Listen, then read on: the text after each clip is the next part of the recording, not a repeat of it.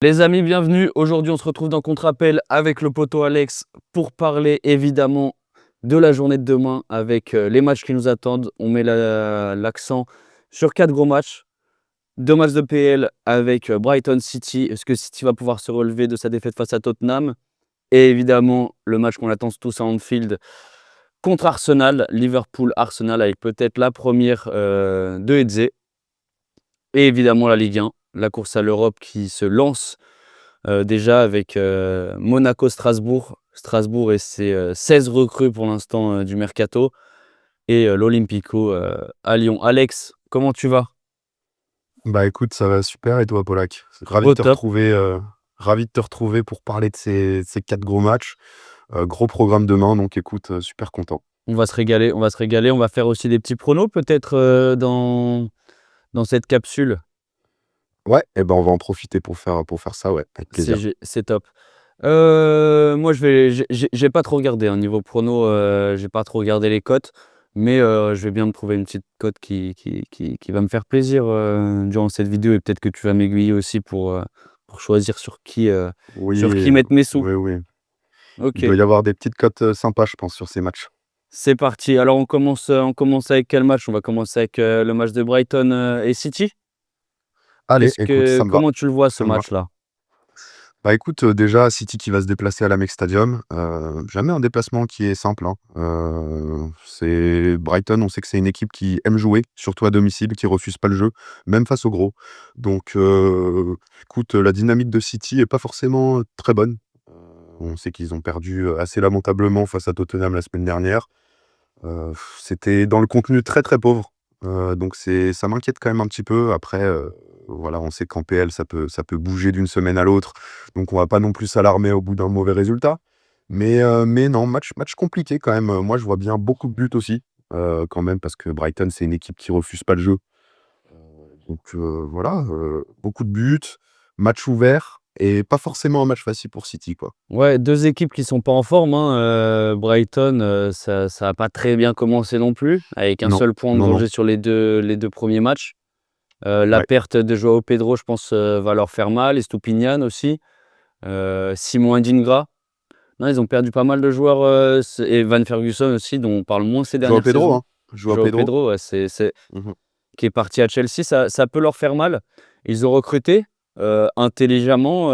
Il y a Kostulas qui est arrivé de l'Olympiakos pour 35 millions. C'est quand même un bon billet. Bon, après, ils avaient les caisses pleines, hein. Presque 70 millions sur Pedro, 25 millions à Dingra. Adingra que j'adore, un joueur que j'adore, que pareil, je Ouais, suivais un peu très, très comme bon joueur. Kudus, qui était dans le même club à Nord-Jylland là, que Kudus, arrivé de la même, du même centre de formation au Ghana, si je me trompe pas. Donc ouais, connexion très forte avec ce club-là. Je trouve qu'ils ont perdu pas mal. Maintenant à voir, hein, Maxime de Cuypers qu'ils ont pris à gauche depuis Bruges, qui était très intéressant, qu'on a pu voir l'année dernière en Ligue des Champions. Je trouve ça très intéressant. J'ai hâte de le voir. Olivier Bouscagli aussi, hein, le Français qui arrive du PSV, dans sa charnière l'année dernière avec Flamingo, qui a été très, très bon, en Hollande. Un joueur que j'aurais bien aimé voir, à l'OM. Il y a eu comme, il était dans les pistes. Donc ouais, recrutement intelligent, je trouve. On va voir, faut que ça prenne, hein, faut que la sauce prenne. Fabian Hursteler, leur coach, fait du bon boulot, je trouve. L'après De Zerbi est pas si mal géré.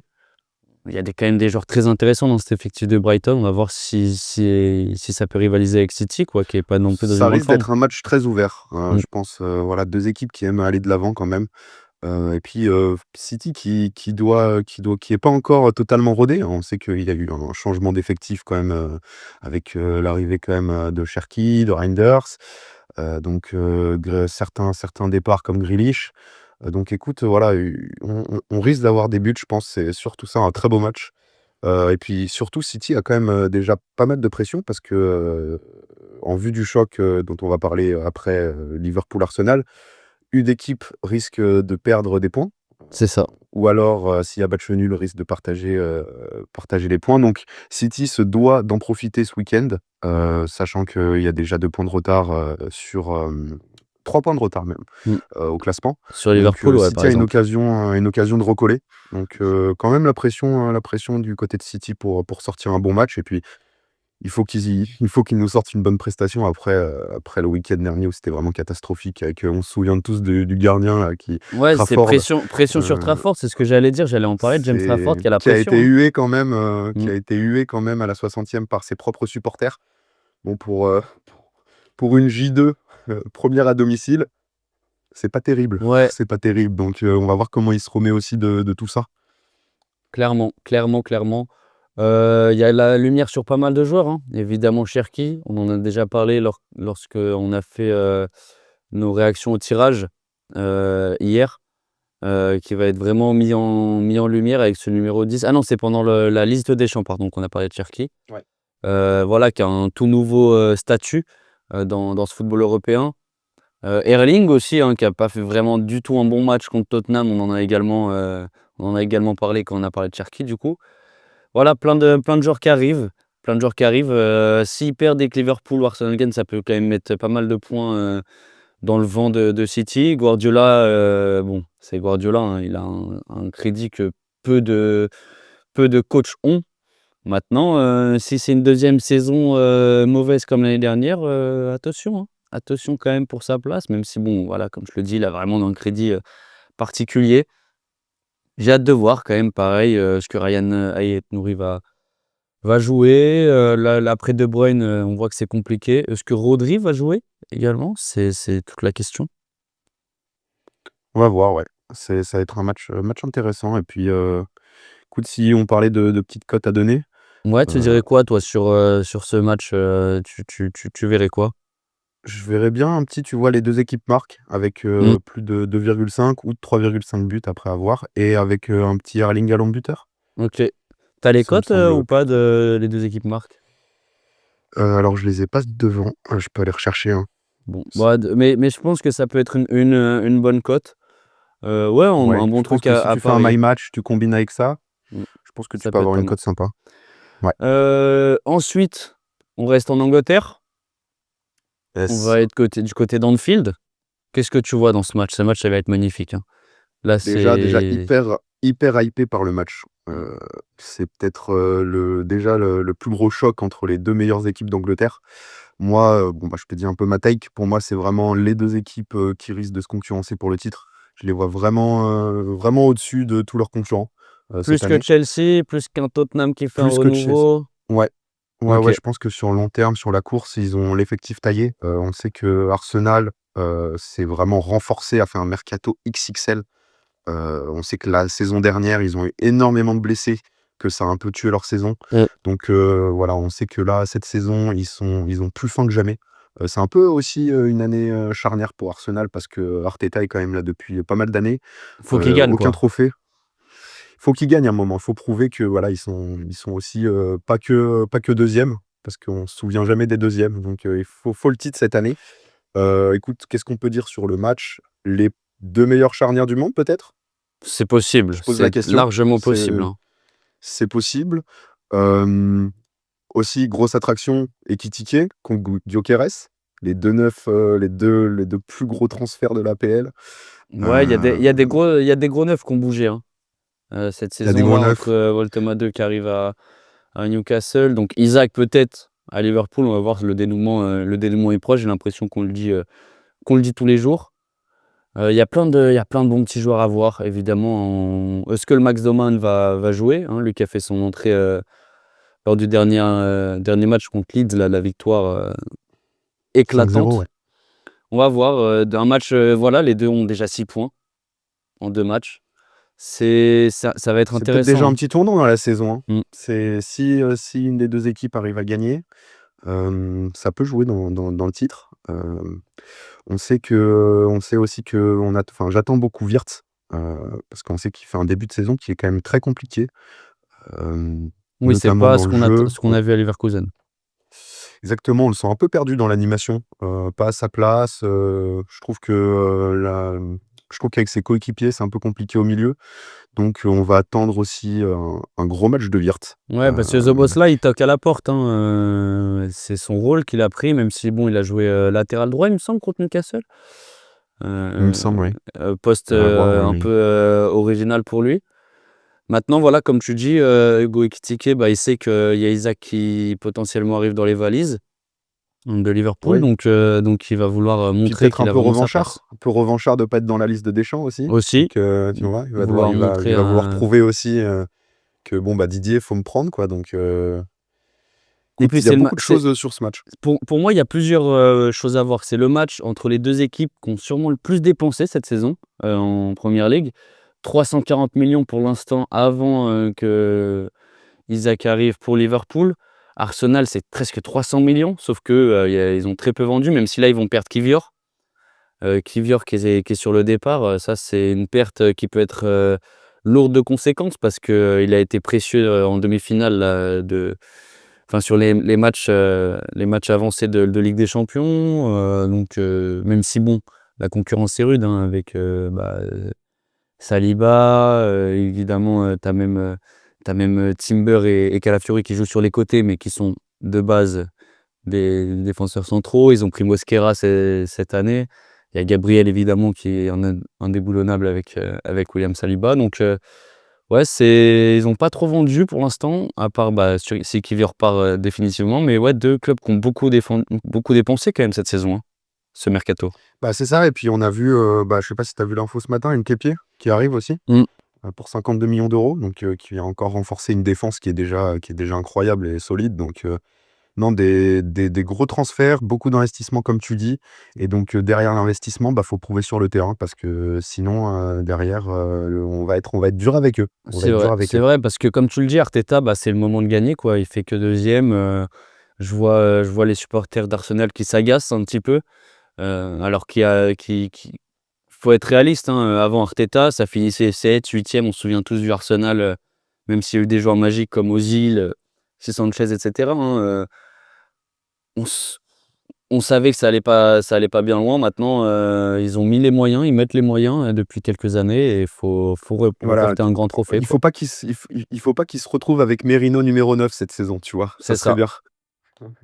Normalement, Gyökeres, bon, je crois qu'on est un peu d'accord là-dessus, hein. Je vois qu'il se fait un peu tailler sur les réseaux sociaux, sur Moi, sa conduite de balle, je trouve ça etc. très dur, hein. Je Mais on trouve ça trouve très, ça très très dur. dur tous les deux. On est d'accord. Ah ouais, On est c'est d'accord. franchement, je comprends même pas. Attends, le mec arrive, ça te fait depuis 2 matchs, qu'il joue en PL, 2 journées. Attends, Il met un laissons-lui un peu le doublé. temps, hein. Je trouve que. Il Alors oui, c'est un joueur, c'est peut-être pas le joueur Dès le le plus premier fin match, ça faisait des techniquement. critiques, Ouais. hein. 1er Non, mais match contre Man U, c'était très dur avec lui. J'ai pas c'est trop ça. compris ça, mais Je trouve les gens plus à durs lui de avec prouver le Gyökeres contraire. qu'ils le sont avec un Mbemo et un Cunha, par exemple, qui eux, Ouais, ratent des pénaux contre une des quatre, quoi. ouais, Je suis ouais, ouais. loin d'être Et puis supporter d'Arsenal, mais ni même le plus grand fan de Gyökeres, mais laissons-lui le temps. Si ça marche pas, ça marche pas, mais pour l'instant, on mais va tu pas tirer connais la sur culture de l'ambulance. l'instant maintenant. C'est ça, Tu connais la culture de l'instant, c'est voilà, un bon match et puis, l'opinion se retourne complètement et puis on va dire que c'est le meilleur numéro 9 du monde. c'est ça. Bon, on va pas tirer sur l'ambulance, nous, on attend de voir. On attend de voir. Bon, certes, il a 27 ans, c'est pas un jeune de 22 ans. Maintenant, on aime bien un peu quand les joueurs éclosent très vite. Mais il y a aussi des joueurs qui arrivent à maturité plus tard et il faut respecter ça, je pense. Je pense que Puis pour vu son physique, vu son engagement, et il a le profil PL, il marquera peut-être pas des 50 buts comme au Sporting, mais s'il fait des saisons à 20-25 buts, ça sera déjà ce qui pourrait ouais, faire qu'Arsenal ça sera sera très champion, bien. quoi. Pour une première saison, s'il met 20 buts, déjà, ça sera très, très bien. On va pas C'est lui ça. demander non plus de mettre 35 buts dès sa première saison. Et puis, pour revenir un peu plus sur le match, en général, je dirais quand même que la pression est quand même, sur Liverpool, à domicile. Heu, Ils ont fait quand même un sacré gros transfert, puis c'est à la maison, on sait qu'à Anfield, la victoire est obligatoire. Mm. Je vois un match quand même très, très serré, peut-être un 0-0 ou un 1-0, Ok, toi, tu vois pas d'un des beaucoup 2 de buts côtés. dans ce match. Non, C'est pas vrai que beaucoup de deux buts. charnières fortes, mais c'est aussi le Voilà, genre comme de je te match qui disais, peut avec 2 s'emballer, défenses. hein. Tu vois, on pensait un peu pareil de Newcastle avec la semaine dernière, quoique Newcastle, c'est quand même une équipe un peu différente. Mais c'est vrai que Arsenal a tendance à, dans les gros matchs, bloquer le jeu. C'est souvent des scores qui sont pas très fleuves. Donc je suis plutôt d'accord avec toi. Et juste un. Surtout à l'extérieur, Ouais. surtout à l'extérieur. en Ils s- vont attendre pour moi, en fait, ils vont la physionomie du match va, en fait, être que Liverpool va faire un gros début de match, je pense, comme ils le font toujours à Anfield dans les chocs et comme tu dis, est-ce qu'ils vont arriver à marquer dans les 15-20 premières minutes? C'est ça qui pourra être déterminant pour la suite du match, je pense. Si tout de suite Liverpool met une grosse pression, qu'au bout de 15 minutes, il y a un 0 pour Liverpool, je pense que le match sera pas pareil que si Arsenal l'emmène sur un terrain plutôt défensif et Mmh. de contre, comme ils l'ont fait avec Man U finalement, où dans le jeu, Arsenal a vraiment été mauvais et ils marquent sur un corner et après ils foutent le bus derrière avec une défense et puis une animation défensive qui est très solide et ça tient.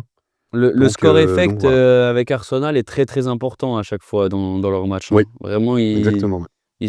ils sont beaucoup là-dessus et puis c'est aussi peut-être le match, des jeunes, parce que, bah, d'un côté tu as Dawman, pardon. Dawman, je dis toujours Dawson, j'ai un problème pour l'instant, bon. Max Dawman, 15 ans, qui est déjà rentré, voilà, qui est hyper intéressant. Ça fait limite passer des Ethan Nwaneri pour des anciens alors qu'il a 18 ans Bah, c'est et lui qui vient sauver Liverpool quand même, sur une situation où, à domicile, enfin à l'extérieur contre Newcastle, ils étaient ah quand non, même, et c'est ce dont j'avais parlé, ouais, contre N'Gomoa. Voilà, Mboma, voilà, ouais. qui sur le dernier match est quand même le sauveur de Liverpool, Mmh. alors qu'ils mènent quand même 2-0, à la 47e, à 10.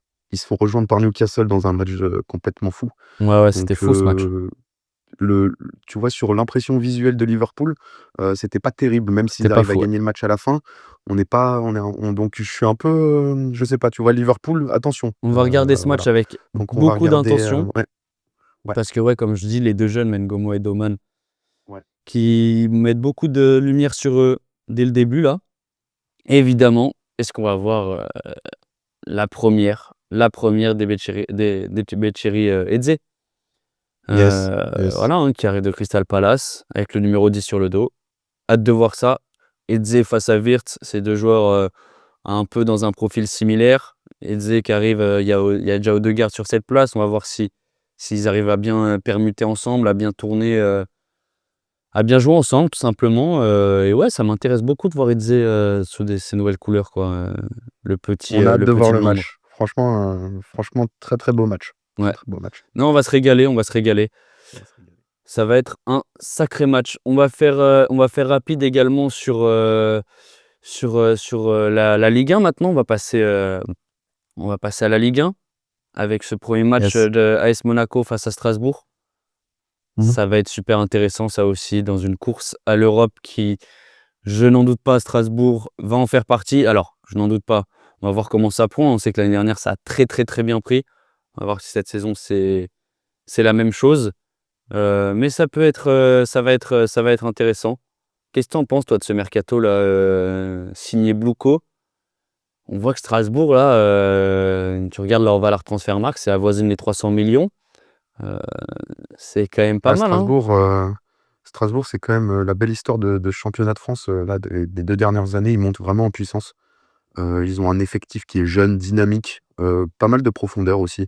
Donc ils peuvent faire beaucoup de rotations, notamment ils vont jouer l'Europe, cette saison. Ils se sont qualifiés en Conference League, cette semaine, donc Ouais, et puis il la va falloir la dynamique est jouer à super fond, hein. bonne, Il va falloir la jouer à fond c'est parce que sûr. quand tu regardes, les grosses équipes, de tête là, à part, la Fio et c'est qui? C'est Crystal Palace?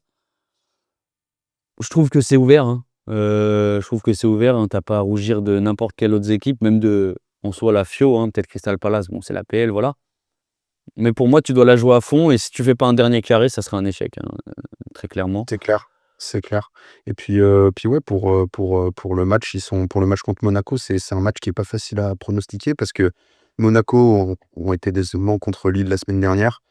Donc voilà, on va attendre un gros match à domicile, aussi parce qu'en fait, le souci, c'est qu'on disait les concurrents du PSG, heu, se doivent de faire un écart qui n'a pas été celui de l'année dernière. Là, le problème, c'est que le PSG engrange les points et Mmh. que Même déjà si c'est Monaco des et courtes Marseille victoires, sont ouais.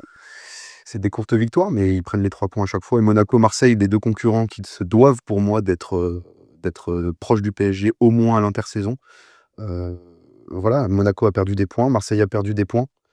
Donc, victoire obligatoire pour Monaco. Pas C'est ça. forcément facile, hein, attention, donc, ça va être très intéressant. Très Et intéressant. puis, Monaco a perdu des points, mais ils ont aussi, perdu pas mal de joueurs, hein. Wilfried Singo qui est parti, hier, ou avant-hier à Galatasaray. alors c'est pas encore perdu, loin de là, mais il y a toujours des rumeurs sur les 2 offensives. Ben Seguir évidemment, qui est proche de Leverkusen et Akliouche, est-ce qu'il va rester? Pour l'instant, je le vois rester, hein, mais on Je sait pense qu'il jamais. restera. Je pense qu'il restera. Non, ça va être intéressant à voir. Ça va être intéressant. J'attends aussi de voir le match d'Akliouche. J'attends un gros match de sa part. Mmh. Il a été sélectionné en équipe de France cette semaine. Donc voilà, il faut qu'il assume maintenant son statut international. Et puis Monaco a besoin de lui là Sur pour ce sur match le parce que papier, c'est vraiment pas mal, hein. c'est vraiment pas mal sur le papier. Voilà, maintenant après, il faut prouver sur le terrain. Parce qu'avec Monaco, c'est un peu le souci. Sur le papier, c'est toujours très bien.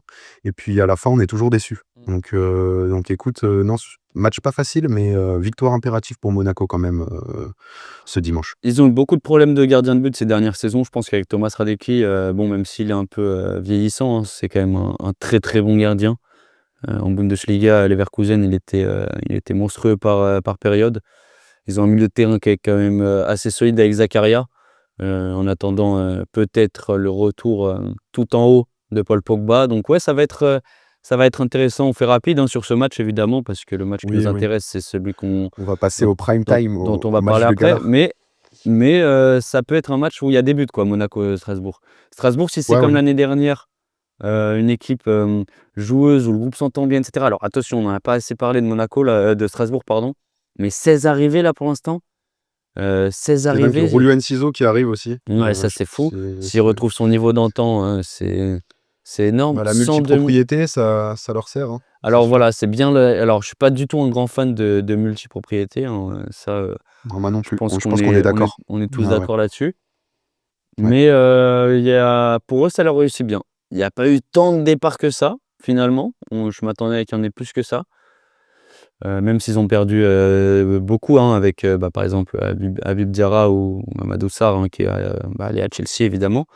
Mais bon, c'est aussi le fait d'être d'une multipropriété, hein. Tu peux pas tout avoir. Mais si ça permet un peu aux Strasbourgeois qui ont une superbe Ouais, c'est bien ambiance, qui pour est un notre super championnat public. après, hein. Il faut pas Mm. voir que le négatif. Ça renforce notre championnat, ça renforce l'attractivité du championnat. Tu vois, ça nous fait des gros chocs Monaco-Strasbourg. Peut-être qu'il y a quelques années, on n'en aurait même pas parlé. On n'en aurait pas fait une vidéo, c'est clair. Donc écoute, voilà, écoute, match intéressant, mais la pression est sur Monaco quand même. C'est ça, Pression c'est sur ça. Monaco Oui, là. oui, c'est vrai que Strasbourg a moins de pression. Et puis le match que tout le monde attend, évidemment, en tant que Français, Lyon-Marseille, l'Olympique Lyonnais contre l'Olympique de Marseille. Qu'est-ce que tu vois dans ce match? Bon, comme on l'a dit, nous on est supporters marseillais d'origine, mais on va essayer de voir ça avec objectivité, parce que souvent quand Marseille prend de haut, entre guillemets, l'Olympique Lyonnais, ça leur réussit pas forcément, hein. C'est clair, mais un match pas facile du tout à analyser parce que en fait, on a des dynamiques qui sont un peu inversées. Alors moi, je veux partir sur la dynamique, sur le long terme. On a quand même Marseille qui a un projet qui est plus solide ces dernières années avec des investissements. On se souvient que Lyon, à l'intersaison, était possiblement relégué en D3, D4. Sur le long terme, l'OM est favori. Et le projet marseillais doit être supérieur au projet lyonnais. Donc sur un match de foot, je verrais plutôt l'OM favori. Après sur la dynamique du court terme, c'est pas du tout la même chose. Lyon a fait un début de match, un début de saison pardon, très solide. Ils ont fait 2 clean sheets, et puis bon, bah, l'OM, on connaît, le contexte, qu'il y a en ce moment.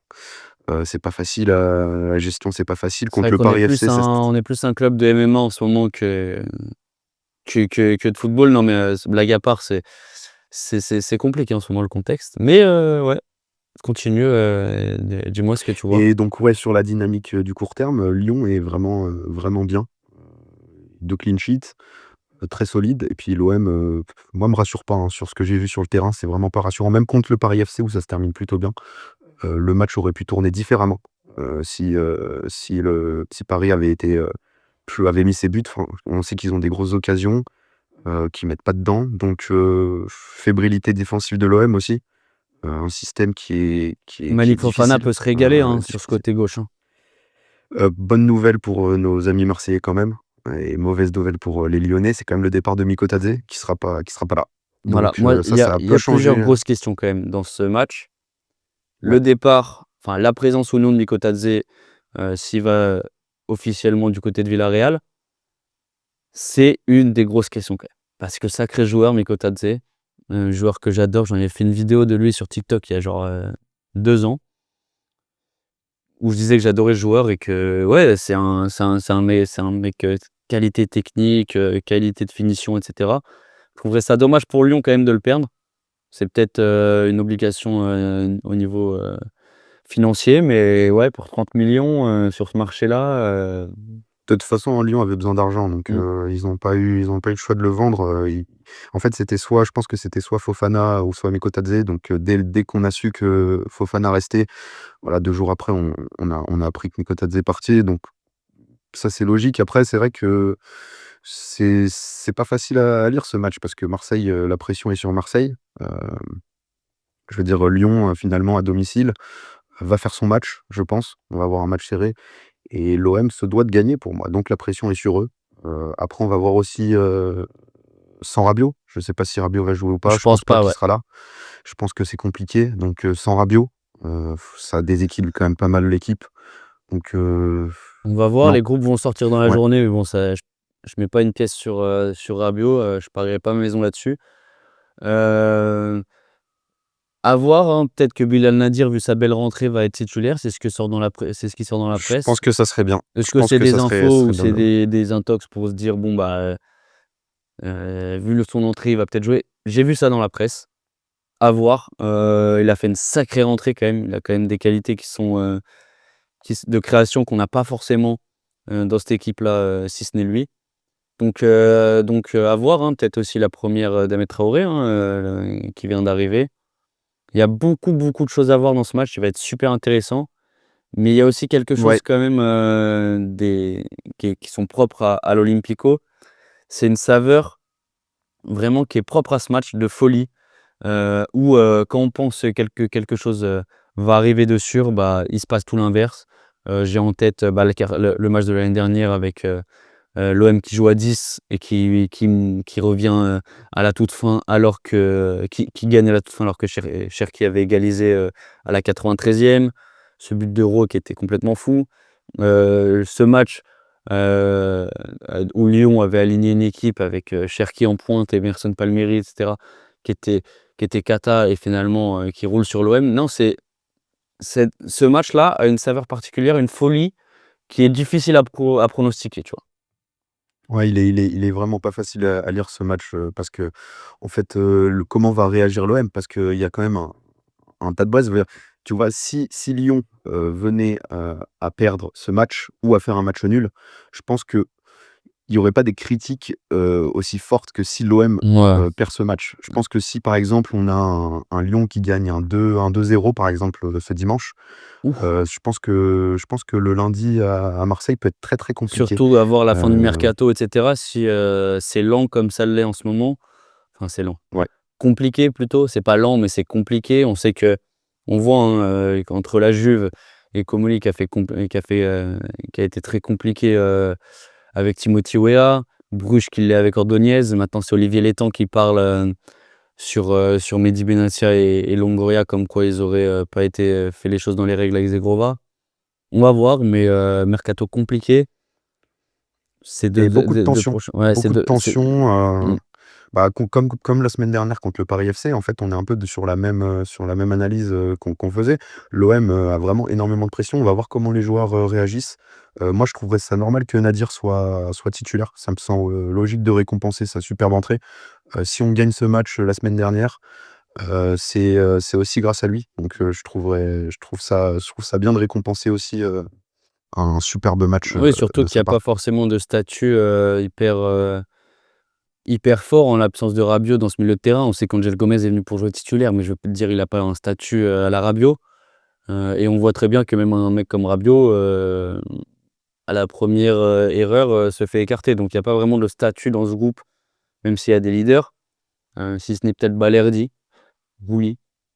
Donc ouais, non, à voir. Mais hâte de voir ce match.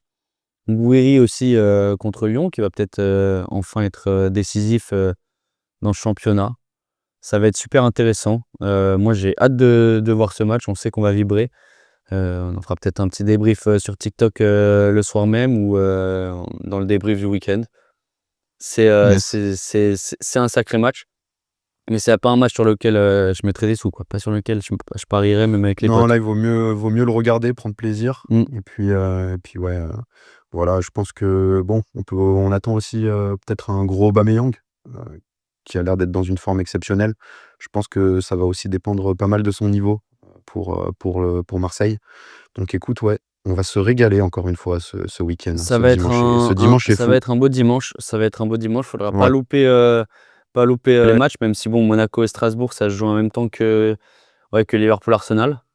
Mais un petit enchaînement Brighton City, Liverpool-Arsenal et l'OL-OM, je ne refuse absolument pas. ça non, on va pas bouder notre Et plaisir. du coup, quelle cote tu mettrais? On reste sur la cote de De Aubame Aubame? buteur. Ok, Aubame buteur. Aubame buteur. Ok. Ouais, Aubame buteur, je vais pas aller sur un résultat, Ouais, ouais. Si je dois quand même donner un petit avis, je vois bien le match nul. Ok. Heu, Ah, voilà. ok. Toi, t'aimes bien quand même les buteurs. T'aimes bien ça.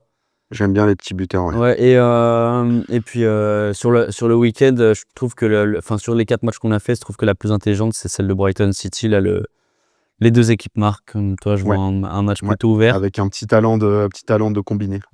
Ça peut être pas mal. Ok, ok, Yes. bah je te laisse. Tu sais très bien que moi, je mettrai pas une pièce là-dessus parce que je préfère regarder avec le plaisir. Je pense que c'est la voie de la C'est la sagesse, voie de on va être sage. On va être sage. On va analyser ça avec des regards de passionnés et non de parieurs, mais on va adorer et vibrer exactement. devant ce dimanche foot. Alex, merci. Merci à toi, On se Nivo. rappelle dans la Merci à toi. journée ou dans la soirée pour parler du mercato. Et Yes, on a avec été plaisir, déçus hier de avec voir que plaisir. c'était pas Rabiot qui était en conférence de presse avec des herbiers, mais c'est comme ça. Hâte de voir là ce week-end aussi là, ces 2 derniers jours de mercato qui vont être magnifiques. Ça va être passionnant ce week-end. À plus les potes, abonnez-vous, faites ce que vous voulez, commentez, likez, vous faites comme vous le souhaitez. Et on se retrouve très très vite demain au plus tard. Ciao. Ciao, ciao. Ciao. Ok, tac.